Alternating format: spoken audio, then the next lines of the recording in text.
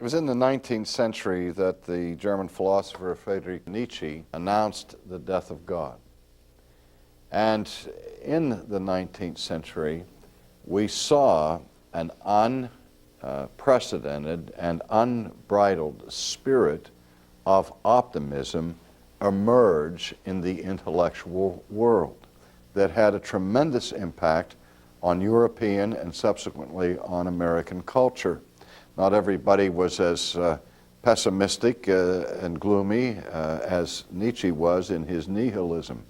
But people welcomed the announcement of the death of God because the news indicated a major victory for humanism, and humanism said that we no longer need reliance upon some supernatural deity to improve the human condition, but we are now in an evolutionary mode, moving from the alpha to the omega point of history, where things are getting better and better with new equipment, new tools, new technology, and particularly with advances in education.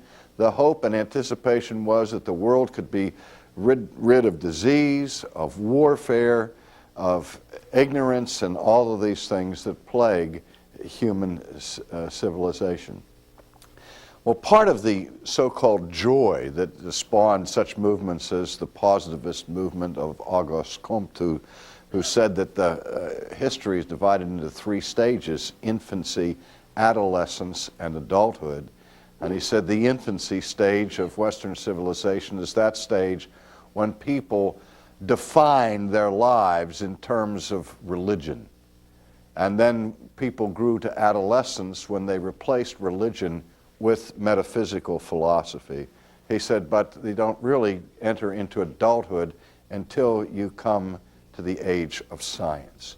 And this, again, unbridled optimistic view of what science was going to produce led people to this view of a joyful anticipation.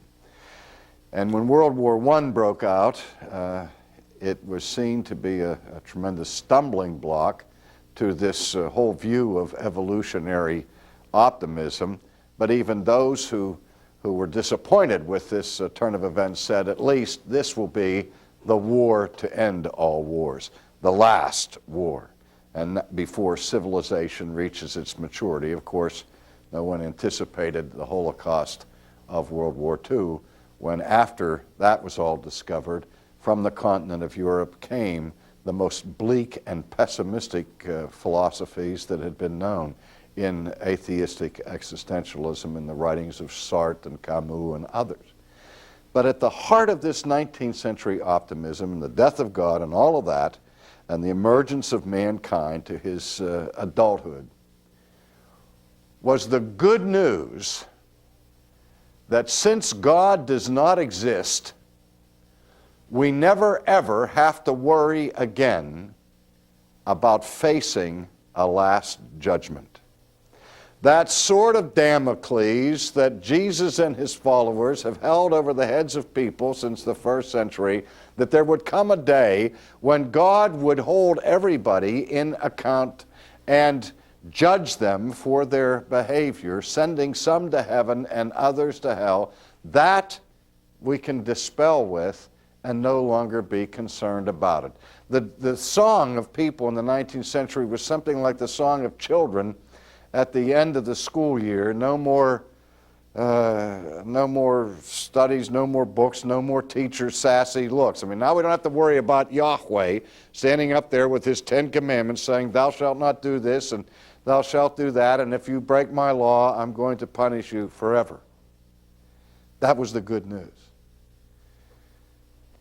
Then the good news was simply this, that we are not ultimately accountable. Now, what has happened in the shift from that optimism of the 19th century to the pessimism of our own day, where we don't believe anymore that we are moving towards this manifest destiny, but rather the origin of man is seen to have been a cosmic accident, growing up out of the slime, moving inexorably to the bottomless pit of the nothingness, the nihil. And the discovery of the nihilistic existentialist is this: it's time to turn the card over and read the price tag. If you are not ultimately accountable for your life, that can only mean that ultimately your life does not count.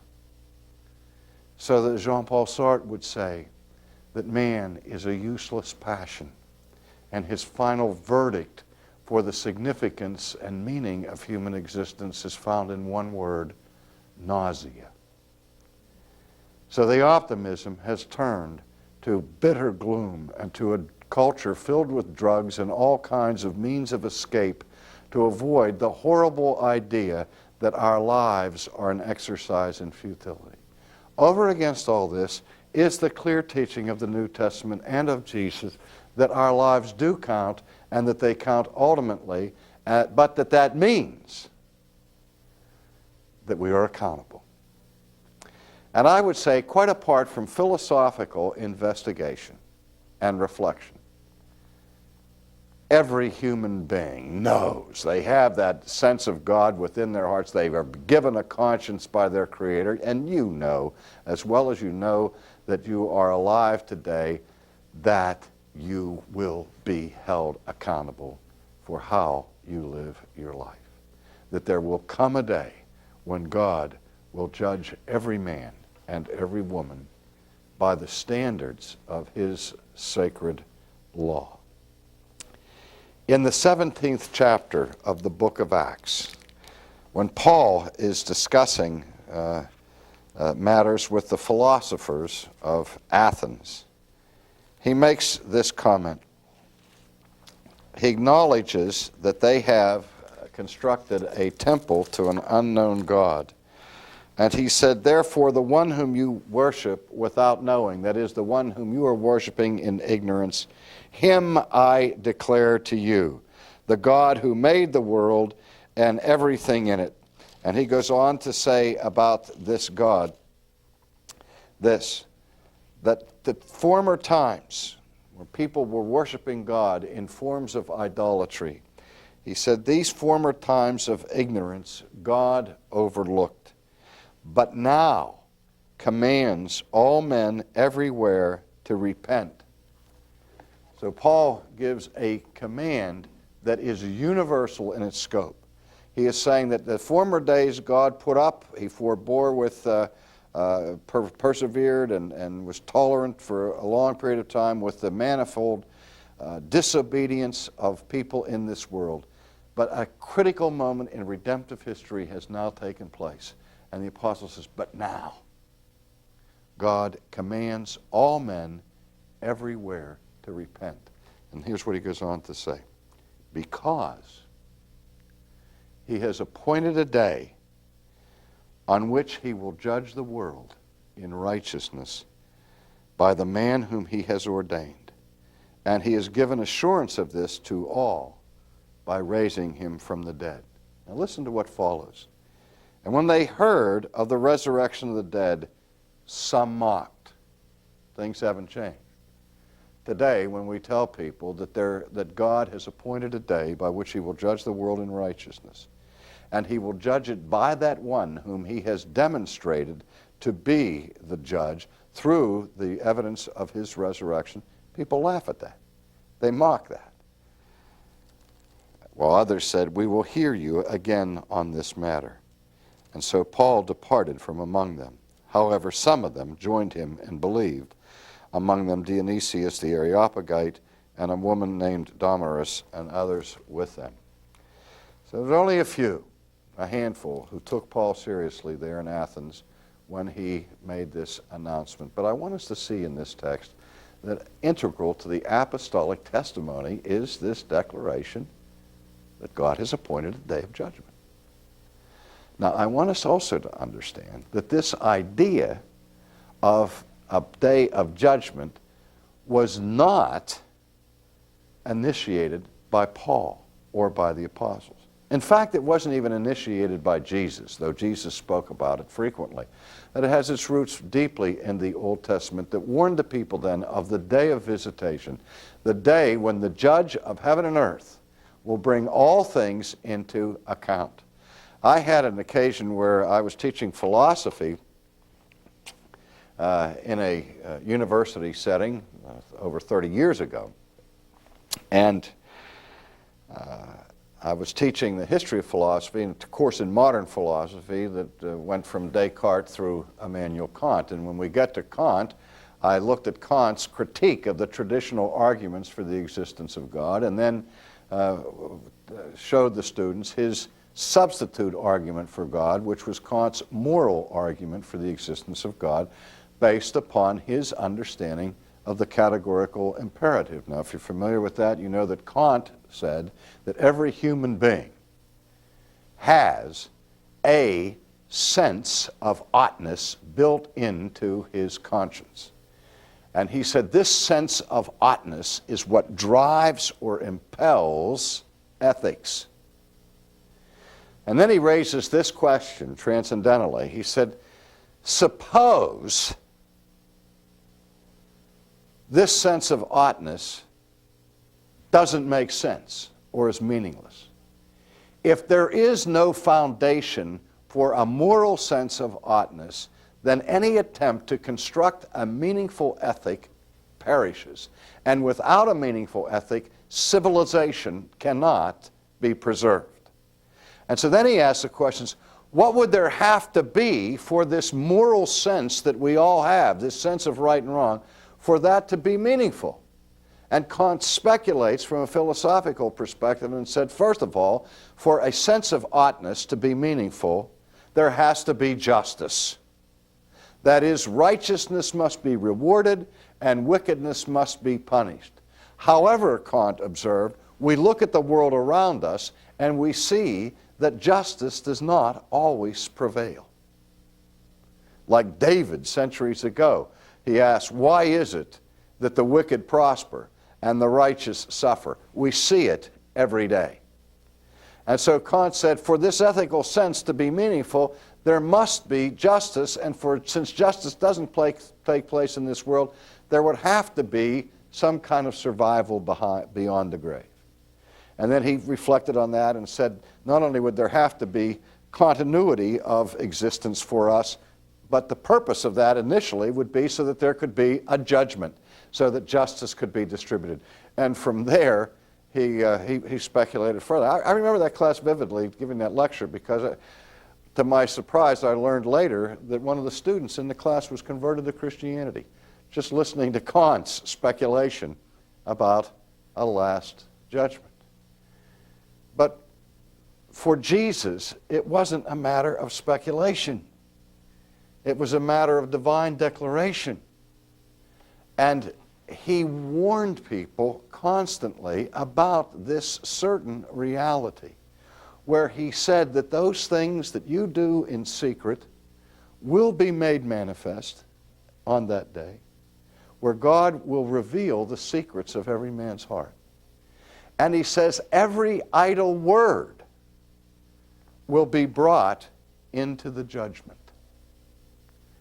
Boy, that terrifies me, because you think of how we sin with our lips, the things that we say, the promises that we break, the slander that we utter, the lies that we tell, and so on. Remember Isaiah, when he confronted the holiness of God, he was immediately overwhelmed by his unworthiness, and he said, woe is me, what? I'm a man of unclean lips.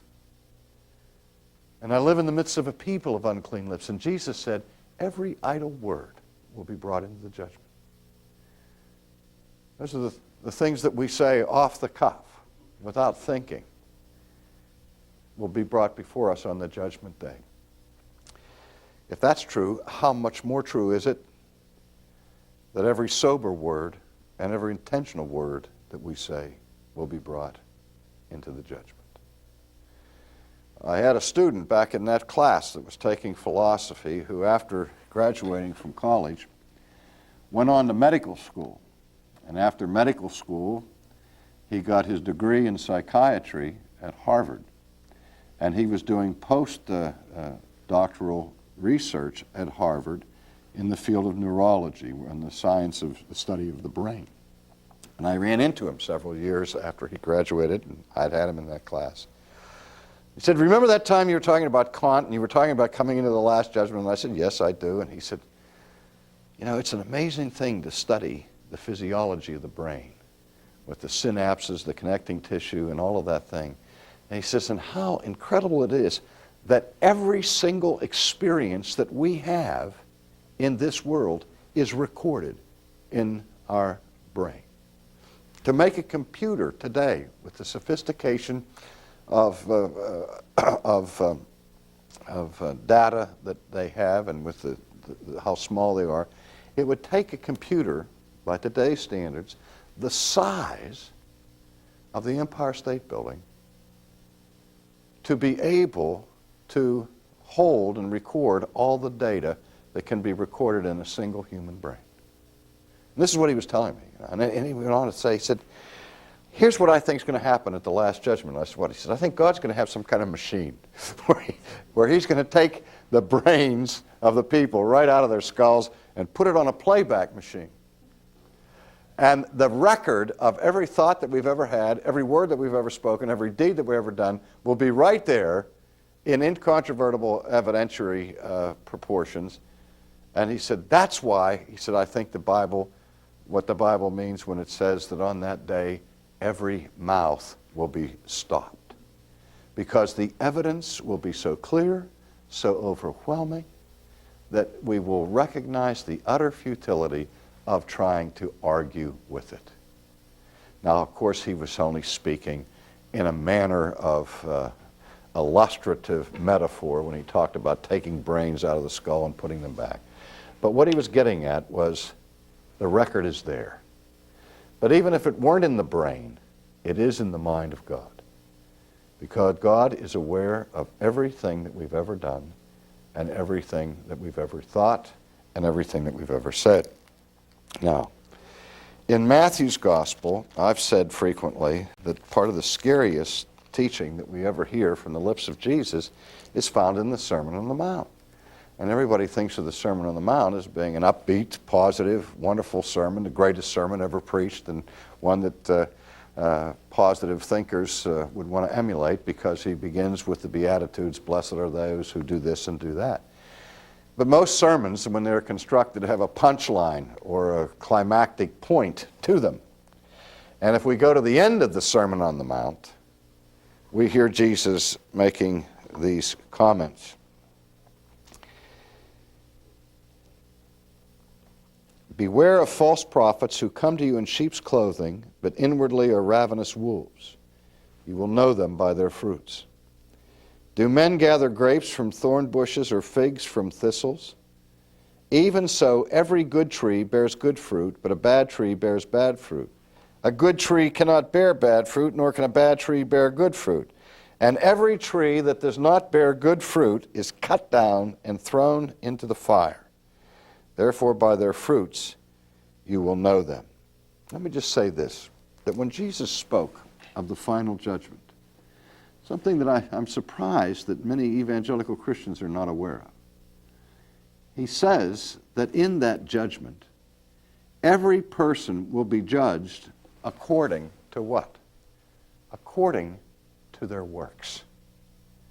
Now, we have pressed so hard on the Protestant doctrine, biblical doctrine of justification by faith alone, that sometimes we allow our excitement of understanding that we are redeemed by faith, not by our works, to think, therefore, that works don't matter to God. But yet the judgment will be according to works. And the punishment that people will receive from that judgment will be based upon their works, and the rewards that God distributes at the last judgment to his people who are saved by faith will be distributed according to works. There are at least 25 passages in the New Testament where Jesus and the apostles say that there will be a great reward given to those whose works are numerous, and so on. And we are encouraged, even as Christians, understanding that our works don't get us into heaven in the first place. Nevertheless, the reward that we receive there will be distributed according to our degree of obedience. So works are extremely important. both good and bad, because they will all be brought into the judgment. And then Jesus says, "Not everyone who says to me, 'Lord, Lord,' shall enter the kingdom of heaven, but he who does the will of my Father. For many will say to me in that day, 'Lord, Lord, have we not prophesied in your name, cast out demons in your name, and done many wonders in your name?' And then will I declare to them, 'I never knew you. Depart from me, you who practice lawlessness.'" This, I say, is one of the most scary statements that Jesus ever makes, because he says on that day of judgment, people were going to come claiming to know him. Emphatically addressing him in the personal way of saying, "Lord, Lord." They're going to claim that they have done all kinds of good works, that they were religious, that they were engaged in church activities, and Jesus says, "I'm going to look at those people in that day, and I'm going to say to them, 'Depart from me. Please leave. I don't know your name. You who are workers of iniquity.'" Now that's what Jesus says in Matthew chapter 7. In Matthew chapter 25, he tells the story of the kingdom of heaven that is like 10 virgins who took their lamps and went to meet the bridegroom. You know the story. 5 were wise, 5 were foolish. Those that were foolish took their lamps, but no extra oil with them. And those who were wise took oil in their lamps. But the bridegroom was delayed. And during the delay, the guests slumbered and slept. And at midnight a cry was heard, "Behold, the bridegroom is coming. Go out to meet him." And all those virgins arose and trimmed their lamps. And the foolish said to the wise, "Please give us some of your oil, for our lamps are going out." The wise answered, saying, "No, lest there should not be enough for us and for you. But go rather to those who sell, buy for yourselves." And while they went to buy, the bridegroom came. And those who were ready went in with him to the wedding, and the door was shut. Now listen, verse 11.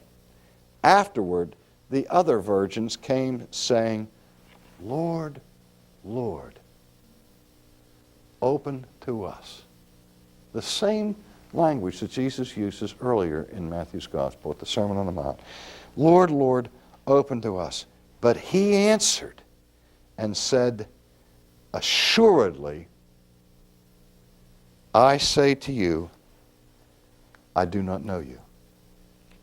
Watch therefore, for you know neither the day nor the hour in which the Son of Man is coming."